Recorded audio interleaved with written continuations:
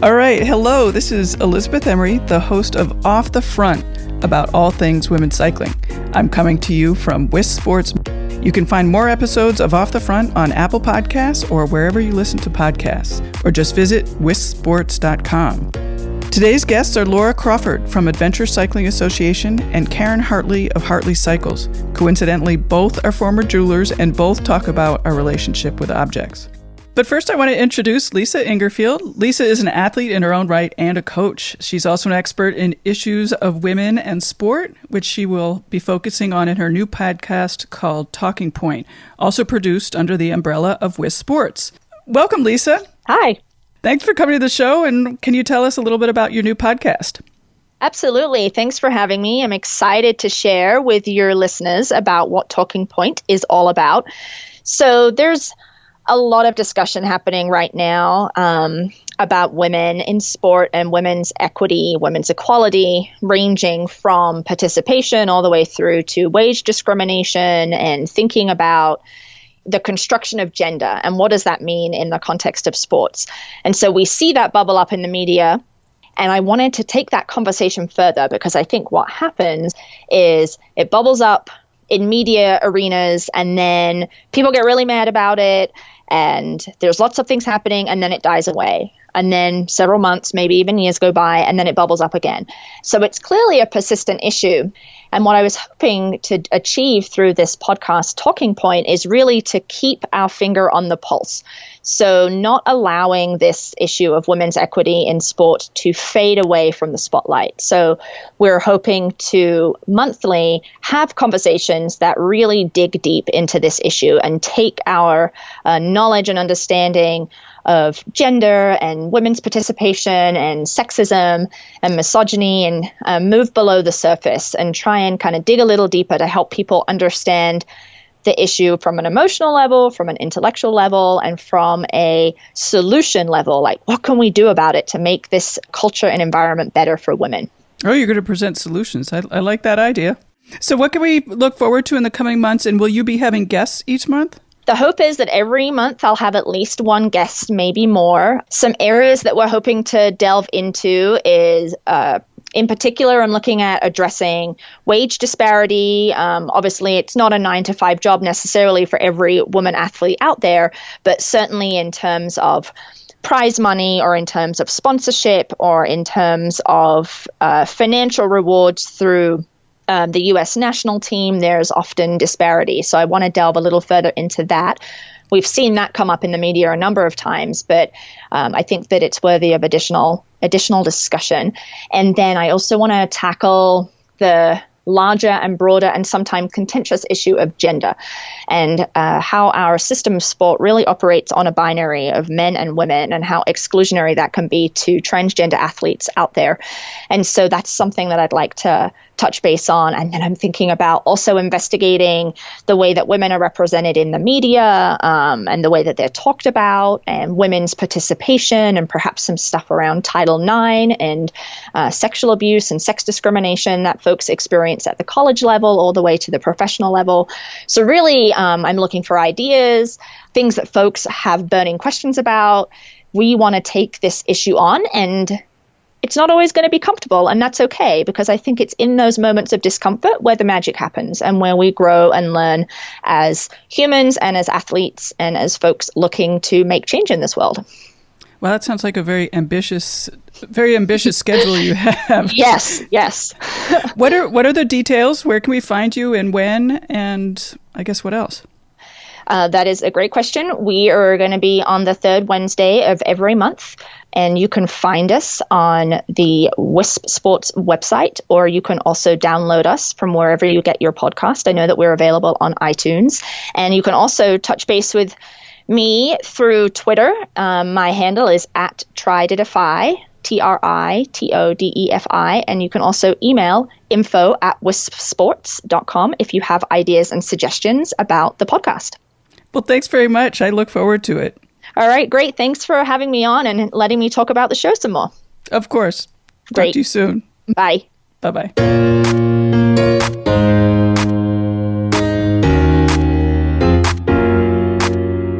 To start off, I speak to Laura Crawford, an expert and pro in bike tourism. In August 2017, she took on a new job as the U.S. Bicycle Route Systems Coordinator at Adventure Cycling Association. Before that, Laura and her partner Russ founded The Bike Less Pedaled in 2009 when they sold absolutely everything to travel by bike. We talk about what she learned during the 3 years on the road, what it was like to get rid of everything, how cycling can positively impact small and rural communities, and how cyclists, as they are riding around, can be good neighbors. She's a fly fisher, and in the past life, Laura was a jeweler. She starts with a nice introduction of what she's up to and what has kept her attention for many years. I'm currently the U.S. Bicycle Route System Coordinator for Adventure Cycling Association. For the last 8 years, I've worked with my partner on a business called The Path Less Pedaled. So I've been focused on bicycle travel, bicycle tourism, and using long-distance bicycling as an economic development tool. You know, I love that. I'm glad you mentioned cycling as an economic tool, because that's definitely something I want to talk about. But could you start by explaining a little bit more about adventure cycling and the U.S. bike route system? Absolutely. So Adventure Cycling Association has been around since, they're going on 41 years now. It was founded out of Bike Centennial, which was a bike ride across the U.S. to celebrate the bicentennial in 1976. And from there, just, continued to grow, continued to be focused on self-supported bicycle travel, using your bike to go long distances or short and really, explore this country that we live in.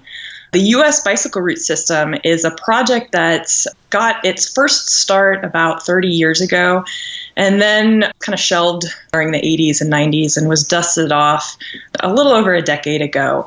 And the idea is to establish this nationwide network of bicycle travel routes. So the idea is that anybody would be able to sort of stumble out their door and go ride across the country or across their state.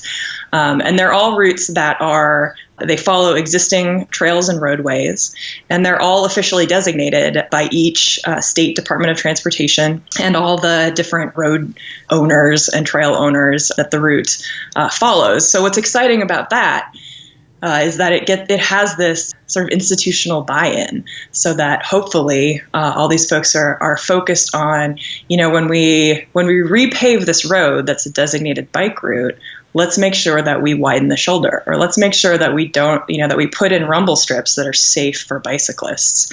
So it's a project that's about creating these bike routes, but it's also about creating safe conditions for anybody to ride anywhere they want to go. Have you had trouble, I don't want to say explaining, because that's not really what I mean, but, I'm a bike commuter, and one thing that I find is it's not meanness that gets in the way most of the time, it's just lack of awareness. So is that a big part of your job? Lack of awareness in terms of... In terms of non-cyclists, they don't understand what's needed by a cyclist. Yeah, absolutely.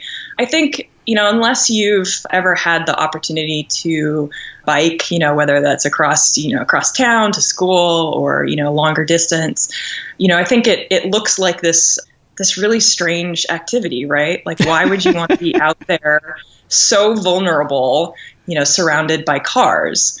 And so I think there's this like, whoa, I don't get this. These people are not like me, right?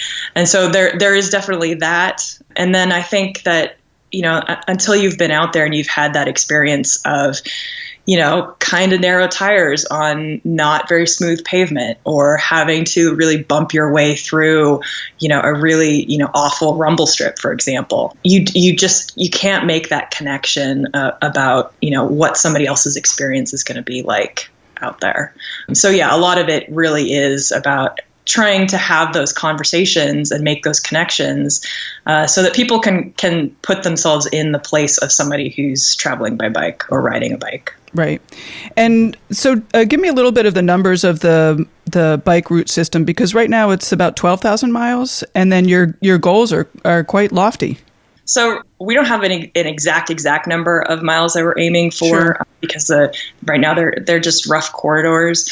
But the sort of best guesstimate is about 50,000 miles. So obviously that's a lot more than the 12,000 that we have right now. It's, if you look at a map, I think it's pretty impressive how much work has been done already, that there are routes that have been designated, that have been signed, that are out there, that people can follow, that there are maps that are available. And there are more states, that are starting to, sort of key into this idea and start talking about, well, what would this look like in our state? But obviously, when you look at the map, most of the West, most of the South, most of like the, sort of southern Midwest, there isn't a designated route, or maybe there's just one that goes through like the middle of the state, and you could be at the northern part of the state, and so you're 100 miles away from it. So there is a long way to go. Right. And why do you think this is important?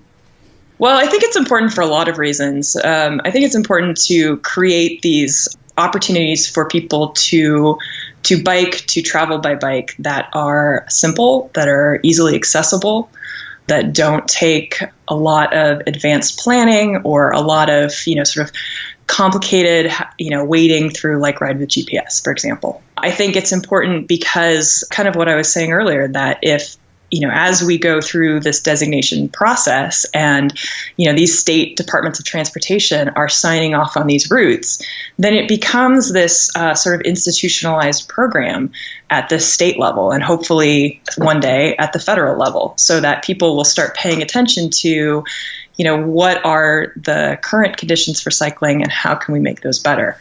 Because again, I think like for me personally, it goes back to that economic development concept and the idea that these routes and others that might be developed sort of in tandem with the U.S. bike route system that would bring people out of the urban metro areas and into a lot of these smaller towns and rural spaces to really experience what life is like in another part of our country. One of the things that you mentioned as it being important is sort of making cycling easy.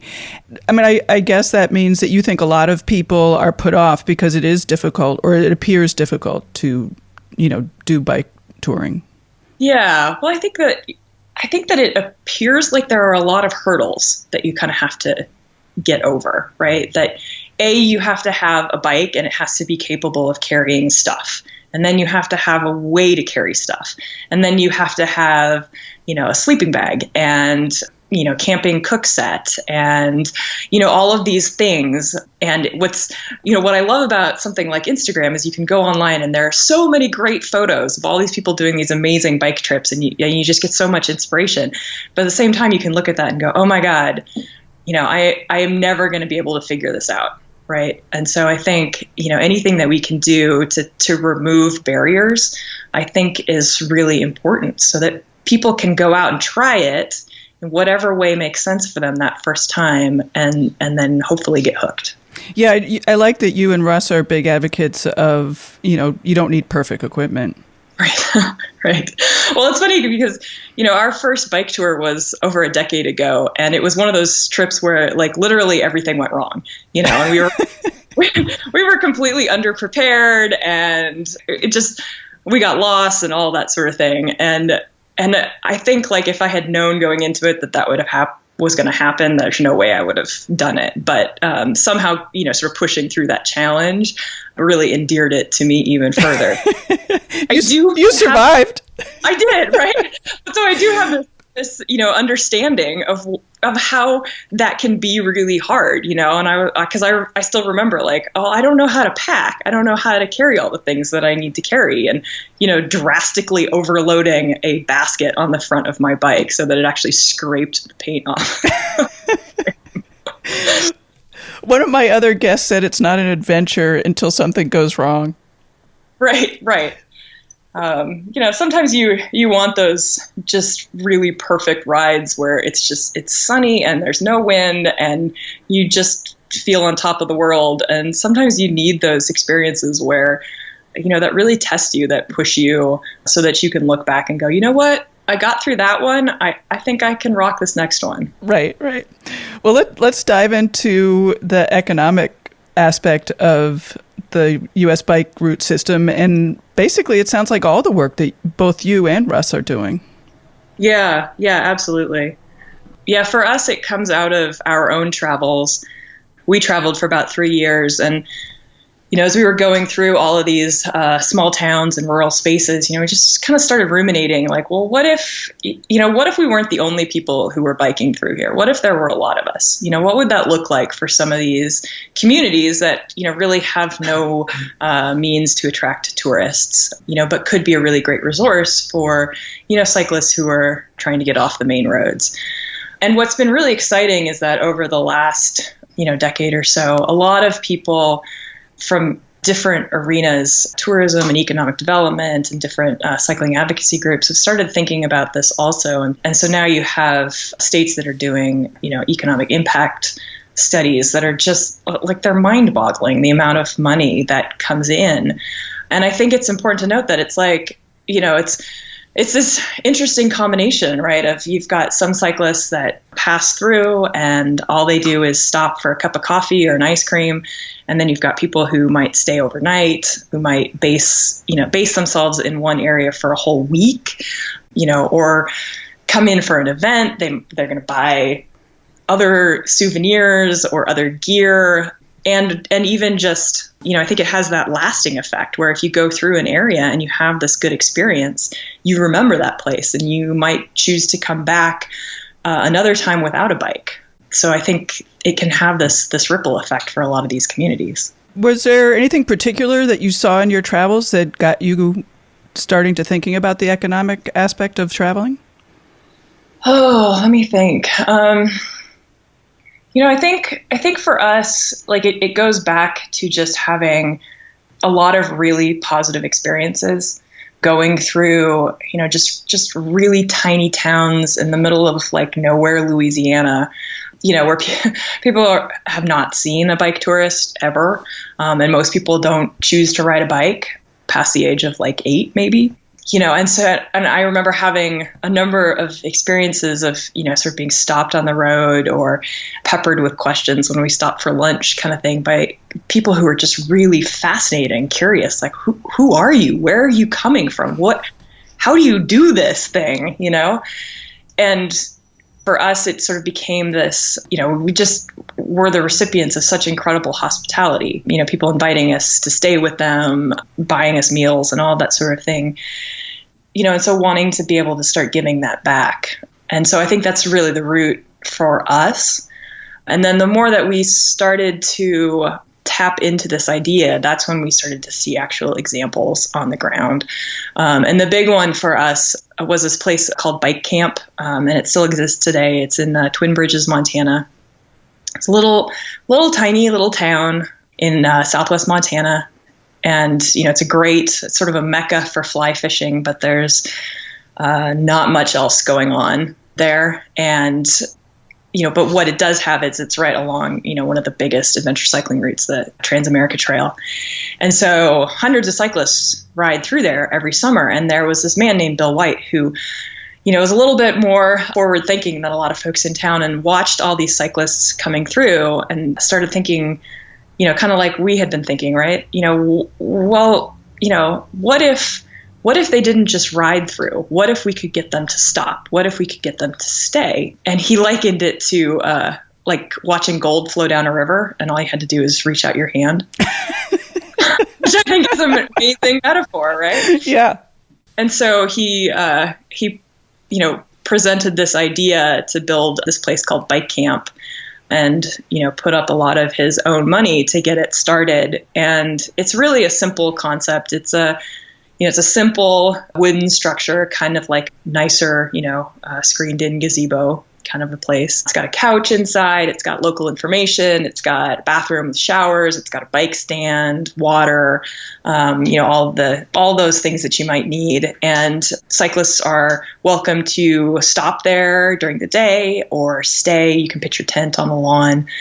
And it's completely free. They have a donation box, and they, have encouraged people to go into town, which is, just right across the river there, for dinner or to get some groceries or whatever it is. And they try and track that. And what they've found is that by and large, the cyclists who come through take great care of the facility, and they do go into town and they have pie and they have ice cream, and they're just like super grateful to have this space. And, it was one of those things where as soon as it was opened, it sort of rippled its way down through the bike travel community so that it became a destination. And I think that that's the key for a lot of small communities, is to create a space where bike travelers are welcome. And it does ripple through this really tight-knit bike traveler community. Right. Right. Well, taking it a little bit from the other side, what can cyclists do to be, good travelers? Yeah. I think that's a really important question. And that's one of the things that I've been, really ruminating on a lot over the years. It's there's this concept, right, of leave no trace. And I think there's a social leave no trace, right? That you kind of have to remember that when you're going into rural spaces and small towns, that, these are often tight-knit communities where everybody knows everybody and you're a guest. And so it's important to be a good guest. Recognize that this is a unique opportunity that you have. So talk to people, be friendly, ask some questions. Most people in a small community are thrilled to be able to have the opportunity to talk about their place. They're there for a reason, and they would love to brag for a little while. So have those conversations, and then just use your best common sense. Think about if somebody was coming into your house, what would you want them to do, right? So, try not to make a mess. I'm all for, riding side by side if you're out on a rural road with no traffic in the middle of nowhere, but pay attention to when there are cars coming up and just, move over so that, that rancher driving by can pass easily, and then, just wave at people who are passing. Again, it's that, sort of friendliness. Remember that even if there are thousands of cyclists coming through an area, that you are a representative for all of bicycle travel when you go through a region, because it is so easy for people to make snap judgments about somebody who's very different from themselves. So I just, I think it's just about, remembering to be a good neighbor, right. Treat people like family. Yeah. Be respectful. Do you think it's important to sort of make a point of, buying a soda or an ice cream or something like that? Absolutely. Absolutely. We do. We try to, every time we go through a small community, stop for something. And even if it's just like $1.50 on a can of Coke or whatever, it's, just that making that effort to go in and say, hey, I'm here and I'm grateful that you are open for me. It creates a really great opportunity for interaction, and sometimes we're surprised and the person behind the counter will be like, where are you coming from? And then you can start talking with them. Oh, I've always wanted to go to Oregon, or, whatever it might be. So. No, I think that's really nice. As you said, it is an opportunity to interact, but it's also just a moment of being grateful. I like that. Right. I want to go back a little bit to the U.S. bike route system. What are your goals, sort of, let's say, for this year and then, 5 years down the line? Excellent question. I've been in this role for just over a month, right? So I think my main goals right now are simply to get a really good grasp on what has happened, what is in the process of happening, what people are working on, which states are really keyed into this, and start having some of those conversations with folks who are, starting to look into being a part of the U.S. bicycle route system. So I would say short term, it's like, I just want to understand it all, and make those connections, right? Because again, it's all about connections. And then longer term, I think one of the things that I see is that, because it is a project where, the routes are not owned by Adventure Cycling, we don't get to go in and say, you will do it this way.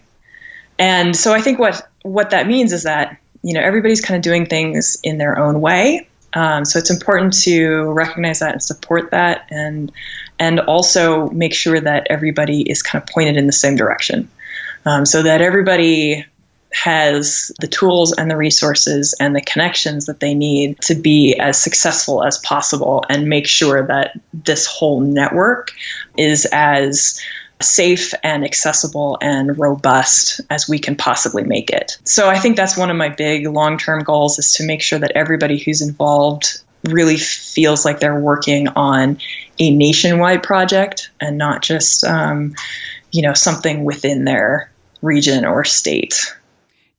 Yeah, I would expect that's important since, some people are going to be traveling from one state to another, and you would hate to see that link not be solid.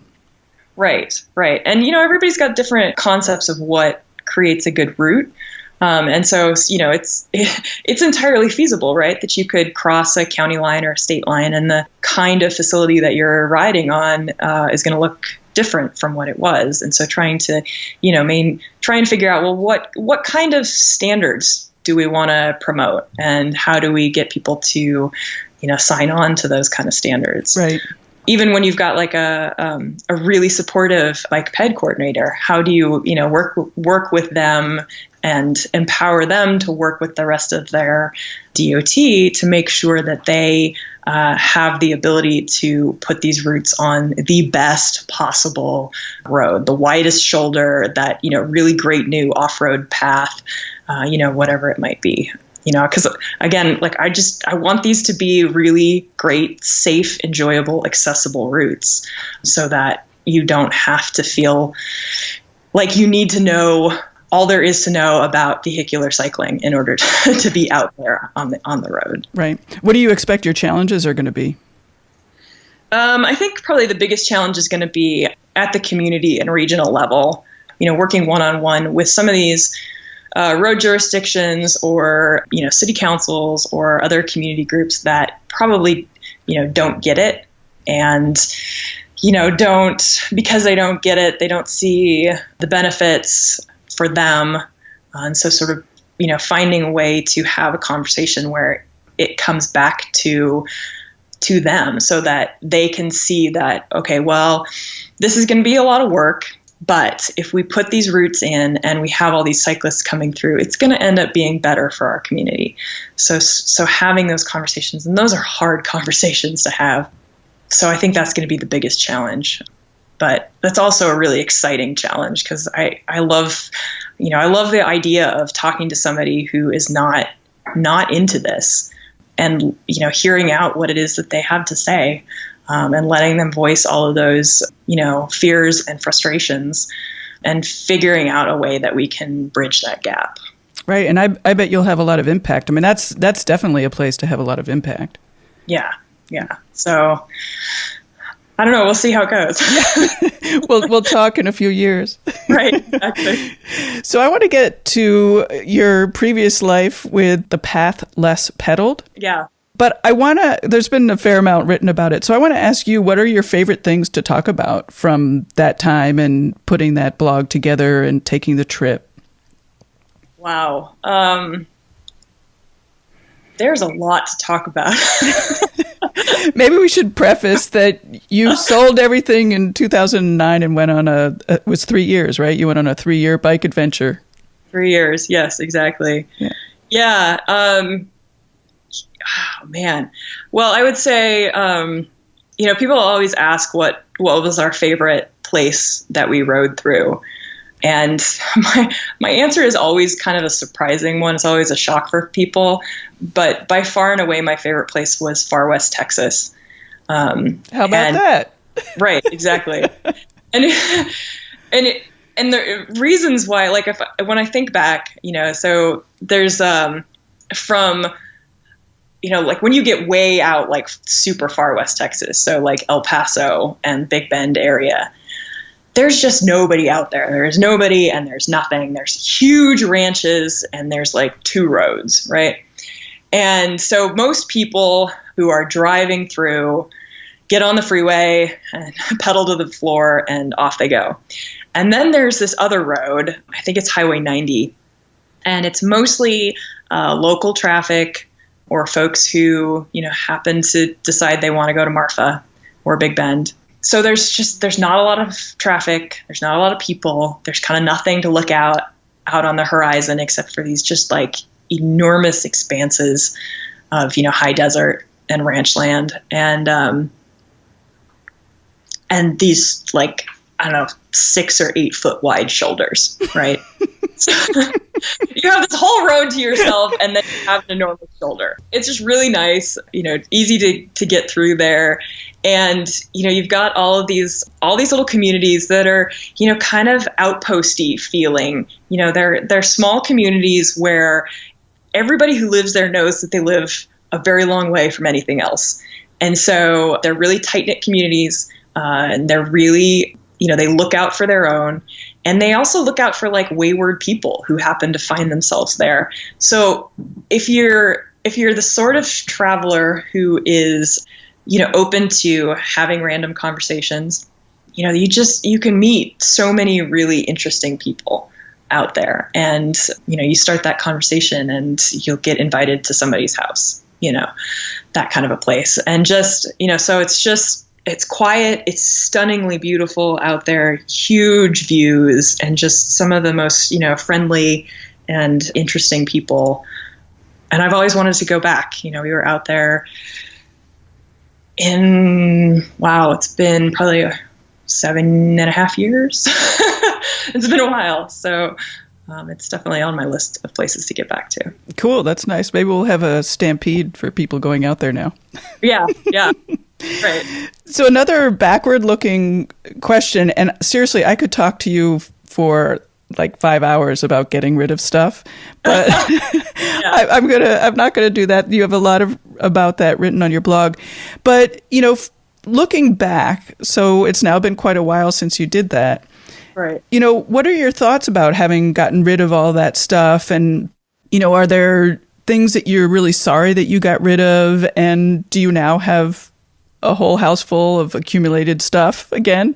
Oh, absolutely. I think that's our nature, right? It's in our nature to collect. It's interesting. So when I think back to getting rid of everything, I have zero regrets. Russ and I joked at the time, we did our due diligence to try and find new homes for things, to recycle things. We donated books to the library, all that sort of thing. And it's hard. It's really hard to get rid of like everything you have collected over 30 years of your life, right? And at one point we joked that it would have been so much easier if we could just make a giant pile and set it all on fire. Oh, I have fantasies of that all the time. I know, right? And what's funny is, so there were a few things that went into storage, photos and things that were meaningful. And pretty quickly after we left, if you had asked us what we put in storage, we had no idea. You might remember like this one random thing, like, oh, I have that glass rabbit that I got from my grandmother, those kinds of things. But most of it, it's just stuff that we think we need or we think we might need. And it was so liberating to get rid of it all. And we just kept reminding ourselves,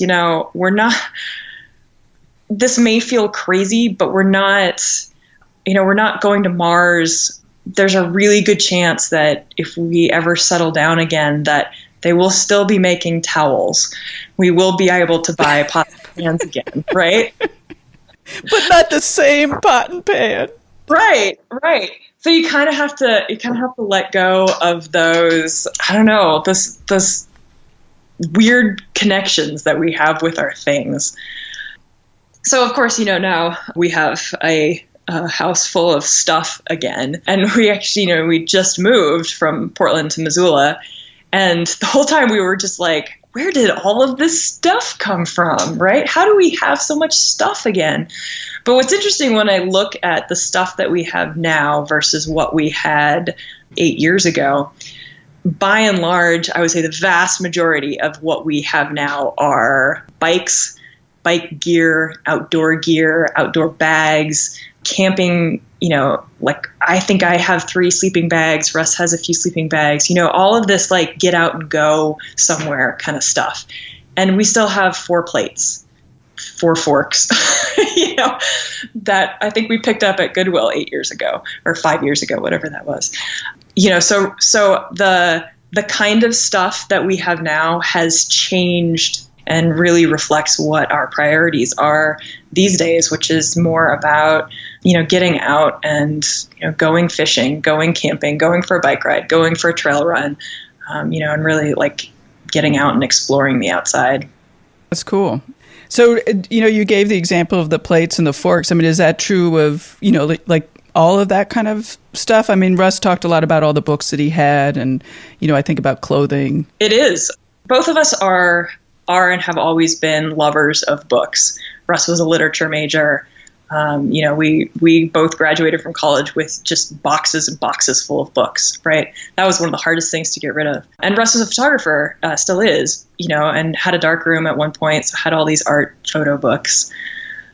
And, we still love to read. We still love books, but I think we've come to really embrace the public library, and Russ has a Kindle, so that we're not out amassing piles of books. And when we do go out and buy books, we tend to go to, the local bookshop, and we'll, buy a copy, and then we'll pass it on to somebody, make sure that it gets back out somewhere. So I think, of all of the books that we have purchased over the last 5 years, I think we might have a half dozen that made the move to Missoula with us. They must be special. Yeah. Right.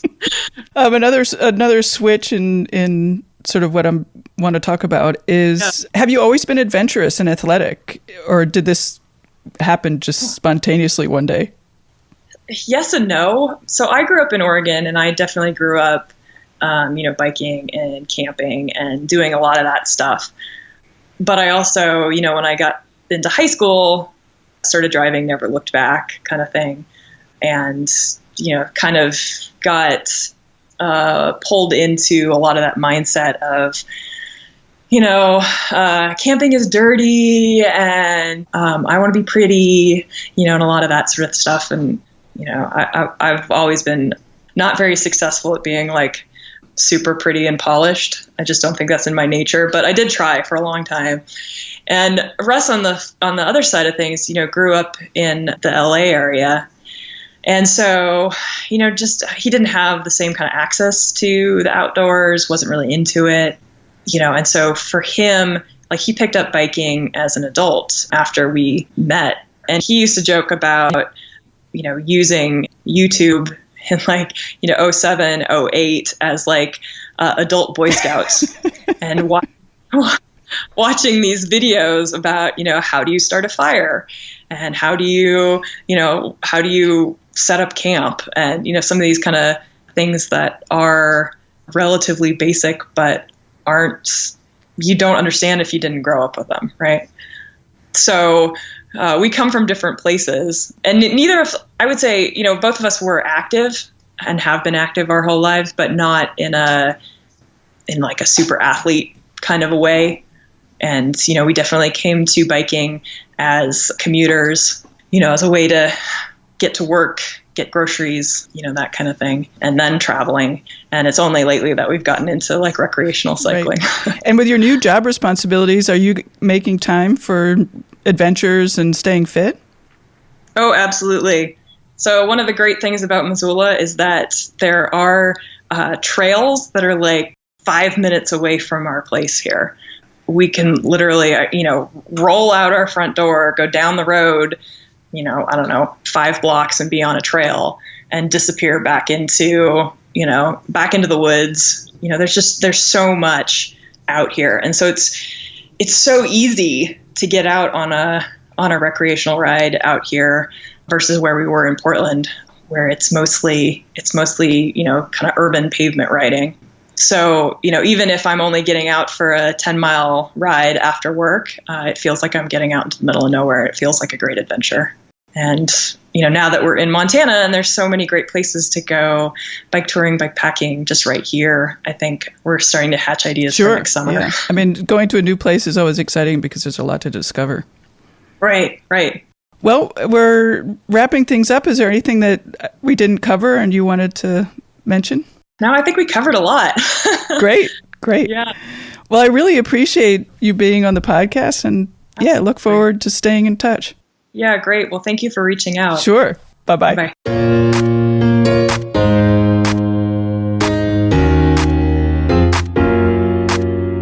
Next up is Caren Hartley, who launched award-winning Hartley Cycles in 2009 and is still one of the very few female bike builders around.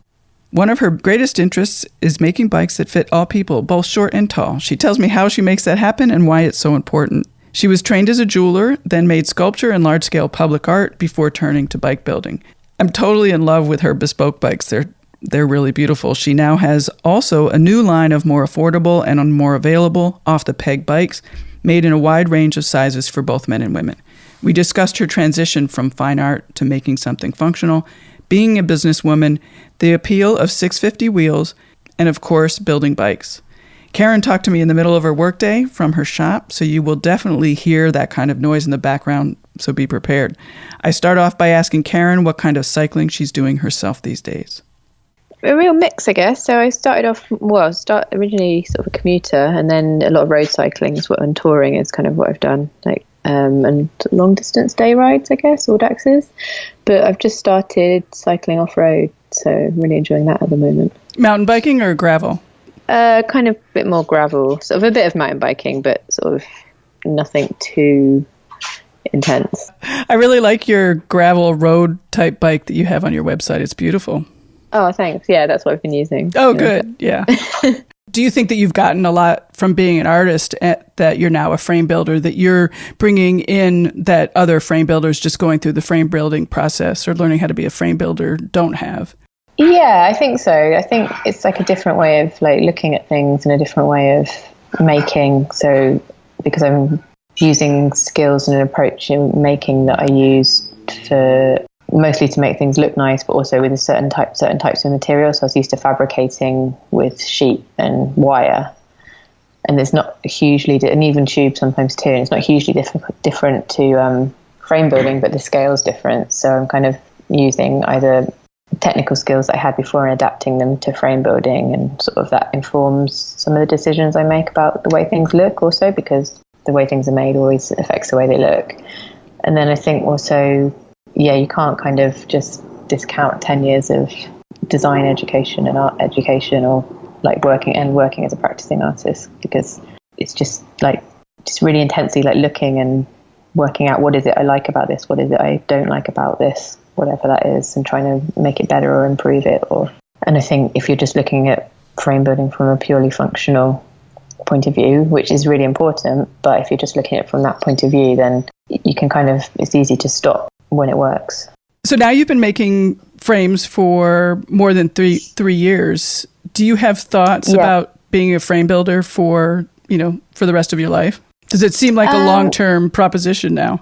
Yeah, I think so. I think it was always, the aim was always for it to be a long-term proposition when I started. And I think the longer I've been doing it and the more successful the business has become, it's starting to look like that could happen now. Whereas, the first couple of years is a bit like, oh, well, we'll see what happens in 6 months sort of thing. So it's starting to feel like it's, things are all working. But yeah, the plan was always for it to be a viable business and a long-term thing, rather than a kind of a hobby or let's make a couple of frames and see what happens.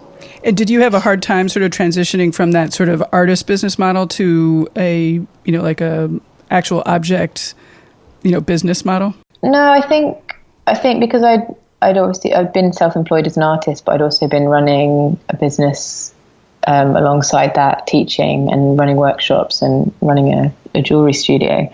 I had a lot of experience in business already, so that wasn't that difficult, and it made me quite aware of the economics of making and what you have to charge for and what you forget that you have to charge for, and thinking about when I'm sat on the computer for 3 days answering emails and making a price list or doing whatever, making my website, that's got to be paid for in the cost of the frames as well.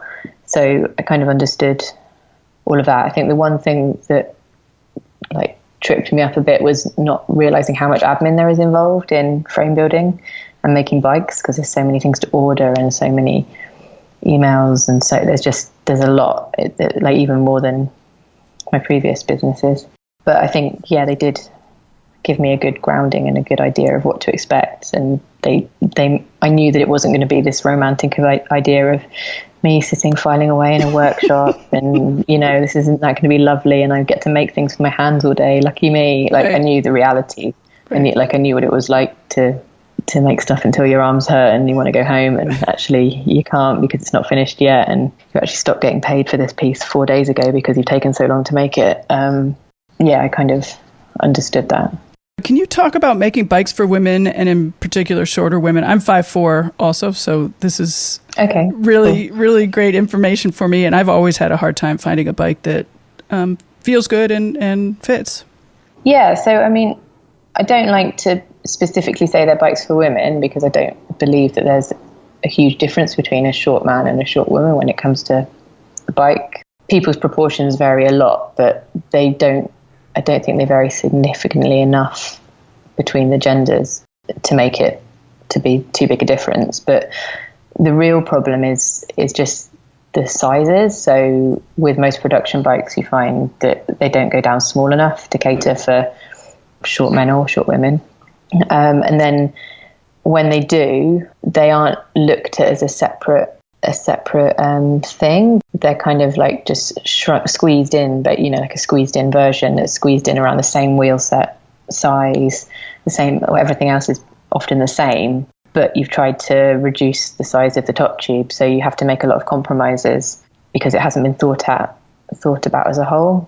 And the same would happen when you go to very large frame sizes too, but the difference there is that although the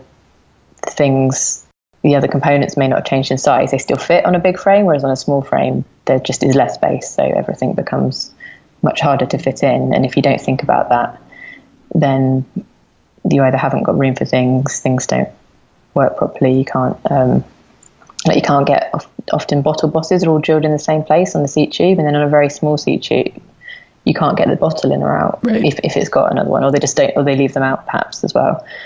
But so just things like that aren't really thought about.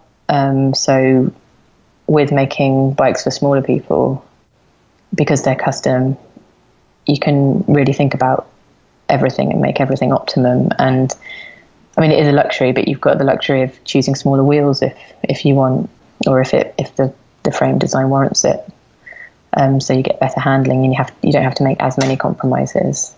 Right, and you're on your own bikes. You're 5'4", and you're using the 650 wheels, and you like those? Yeah, I really like riding them just because, well, they fit the frame better. So you don't have to ride you don't have to have a really, really slack head angle. You don't have to have toe overlap. You're in the right position over the wheels, and your weight is in the right position over the bike, basically.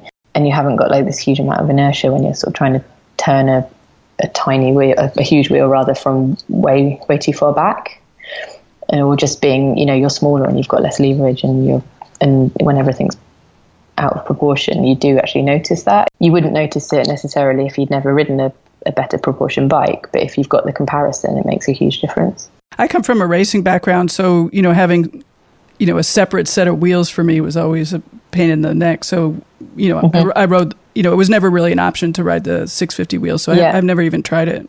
Yeah, I mean, it is also a compromise as well. So if you've got smaller wheels or you've got 650s, you get less choice, basically, because less people are making 650 rims, 650 tires. So there's still enough, I think, but there are times when, well, a lot of the time I'd like more tire choice, for example. That's probably my biggest bugbear about riding 650s. But I think that compromise is a better compromise, in my opinion, than having to compromise on the handling and some of the other things, and you'll fit over the bike as well. So 5'4" is not too bad. You can ride 700s, but when, like, a lot of my customers are much, much shorter than that. So when you get down to around 5 foot, if you try and get somebody that's 5 foot to fit a 700 frame, or a road frame, for example, it's very difficult to be able to get them to ride with any drop on the handlebar drop, because there's just no room above the fork, for example, or then you have to start making really big compromises, basically. So not having enough tire choice is sort of a small one to make. Right. But yeah, like you say, it is difficult with racing when everyone else is riding 700s. Do you feel short in a group if you're riding with a group? Do you feel like you're shorter because you're on smaller wheels? Not really. My bike looks really silly next to other people's. So that was probably the first time I really... So when I'd always ridden 700s, and they just make a bike look much bigger. And then I built up my bike with 650s. When I put it all together, first of all, I thought I'd made a mistake with the measurements somehow. Thinking, it looks tiny. It looks like a child's bike. I must have gone wrong somewhere. And then rode it. I was like, oh no, it feels right. And then, I sort of knew I couldn't have made it. I couldn't have made that many mistakes. It all led me to be able to make a bike that fit together perfectly. But in my head, it just looked ridiculous. Yeah, I guess like if you lean it up against other people's, it looks really silly. But when you're on it, it just fits. So it doesn't really matter. Right. You don't notice. It's very intriguing. Now that I'm not racing, I can use those 650 wheels. So I had read somewhere that you were thinking about making off the peg bikes. Is that still in the works? Yeah, so we've just started. So me, myself and another builder, Matt McDonough from Talbot Frameworks. We started a brand which we kind of soft launched this summer. It's called Ison Workshop. And we're just about halfway through making the first pre-ordered batch, because we're not, in terms of our workspaces, we're not quite set up for large-scale production right now. So we thought it'd be better to sort of release a pre-order window, then make them, get them out to the customers, and then do the same again a couple of times until we were kind of ready to produce at scale. And we're about halfway through the first batch of 30, and one of them's gone out a bit early, so someone's riding that, and then we're midway through making the rest, and we're hoping to have them out by the end of October, all 30 of those. And how will those differ from what you're making in your shop, and I suppose what's being made in the Talbot shop? So they're not custom, so right. That's the kind of the big difference. They're absolutely not custom. The frames, we've basically, between us, we've looked at what we think people want based on what people are coming to us asking for, what we enjoy riding as well. And we've, as our first model, we've made a kind of 4 seasons all-road bike. So it's just a really practical road bike, basically, with bigger tyre clearance, mudguard mounts, rack mounts. Just something, super practical that's going to tick a lot of boxes for people. But what we've done to be able to batch produce that, we've made all the decisions. So we've gone like, if this was a bike we were going to have, what would we want on it? Where would we want to see everything? How do we think it would, how do we think this type of bike, how do you think we could make this type of bike the best way? And we've made those decisions. And so that sort of allows it to be made at a better price point than our custom stuff. And it's just because we're making the decisions, and it's not a back and forth conversation, which could be 10 emails long to decide where the third bottle boss is going to go, or, right. And then the other thing is, it means that we can batch produce them. The mills and the fixtures are all set up to cut all the angles. So we're cutting 7 or 9 sets of tubes in only a little bit more time than it would have taken us to cut one set of tubes. Sure. If you're just doing it as an individual. So it makes speeds the whole process up. And what size range are you offering in this group? Because I'm sure actually Matt's not that tall either.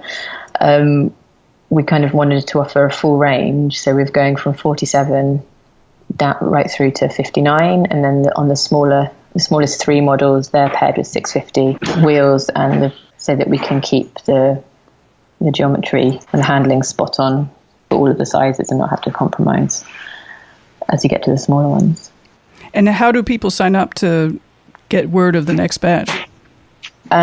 So we've got a website, Ison Workshop, which is spelled ISEN workshop.com, and there's a mailing list on there basically, so you can just sign up to that, and then as soon as we're ready to release the next batch, we'll let everyone know.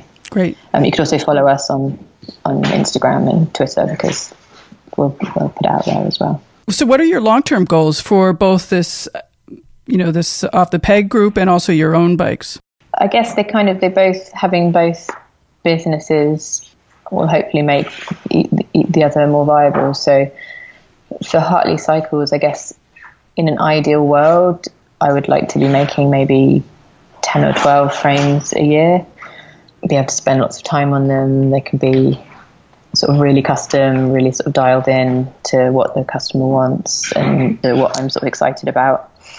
And then with Ice and Workshop, the goal is to actually have that functioning as a proper sort of small scale production business. So we'll have builders who are making those frames just under our guidance, basically, or under our supervision. Do you have a favorite bike that you like to build? Not really. No, I guess it really depends on the customer and what that sort of interaction's been like. My favorite bikes that I've built have often been to do with who I've like enjoyed building the bike for. Right. A lot of the time as well. So it's not a favorite as such. Do you feel like a role model being the only, or not anymore the only, but do you feel like a role model being the first UK female frame builder and certainly still one of the few? Yeah, I guess I didn't really at first, but a lot of people have sort of been in touch with me and said that. So I guess it is. I do feel a bit like a role model sometimes now. Yeah, which I think's a good thing. I suppose it didn't really occur to me not to do it, I guess, as a woman. But I think there are a lot of women that having more women doing sort of atypical or traditionally atypical things. It's really important for young women to see role models or to see people doing different kinds of jobs, because it makes it obvious that those options are out there. And maybe if I'd seen more women engineers and things like that, jobs like I'm doing now, maybe I wouldn't have chosen jewellery, maybe I would have chosen something else to study. So it is possible that even I would have done something different had there been different types of role models available when I was a teenager. You sound very busy and I want to let you get back to your work, but I really, really appreciate you talking to me. It was really exciting, and I'm going to put myself on the list for the next round of bikes. Brilliant. Thanks very much. Thank you. Bye-bye. Bye. Thanks for listening. And also thanks to this month's guests, Laura Crawford and Caren Hartley, and also to Lisa Ingerfeld for her quick visit explaining her podcast, Talking Point. You can find links to everybody's websites, their social media, and more in episode notes of this show at s1e4.com. While you're on the site, sign up for our monthly newsletter. When you sign up, you will automatically be entered in the sweepstakes for a prize from one of our sponsors. We are on all social media channels at s1e4. And if you'd like to drop us a line with suggestions, comments, questions, email us at info@s1e4.com. I'd love to hear from you, and also if you know of any other female bike builders, please let me know. Please rate and review this podcast on Apple Podcast or however you are listening. It makes a really big difference in spreading the word about all the good things that s1e4 does for women in sports. For more of me, Elizabeth Emery, listen to my other podcast, Hear Her Sports, available also on Apple Podcasts, Stitcher, and at hearhersports.com. Every other week, I talk to an exceptional female athlete in a wide range of sports. In the latest episode, I actually spoke to a cyclist, longtime pro roadie Allison Tetrick, who just won Dirty Kansas, Gravel Worlds, and Rebecca's Private Idaho.